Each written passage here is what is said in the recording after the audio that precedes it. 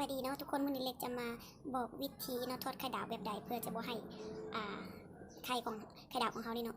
ติดหรือว่าอมน้ำมันเนาะขั้นตอนแรกเนาะเขาเทน้ำมันลงไปแล้วซึ่งเป็นน้ำมันที่แบบว่ายังเย็นอยู่เนาะบ่ฟ้าเปิดไฟเนาะโอเควันนี้เขามาเปิดไฟบ่แห้งหลายเนาะค่อยๆแล้วไข่เขาเตรียมไว้แล้วอันนี้สำหรับไข่1 หน่วยเนาะ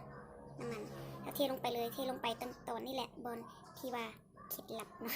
เทไปตอนที่ว่าน้ำมันยังบ่ทันร้อนเนาะมันจะเฮ็ดให้ไข่เขาทั้งสวยงามแล้วก็บ่อมน้ำมันเนาะรู้สึกว่าไข่อยาก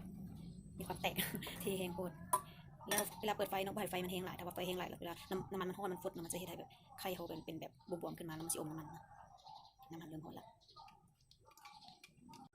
เฮ็ดแบบนี้เนาะนอกจากไข่ดาวของเขาสิบ่อมน้ำมันแล้วเนาะมันยังเฮ็ดให้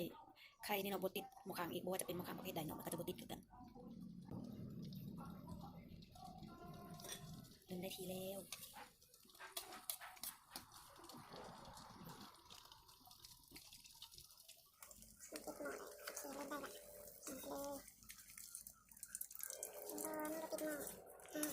โอเคเนาะสำหรับใครที่ว่ามักไข่ประมาณนี้เนาะสามารถเอาออกได้เลยแต่ว่าเราจะเอาให้มันสุกเรียนให้นึงบ่อมน้ำมันเนาะ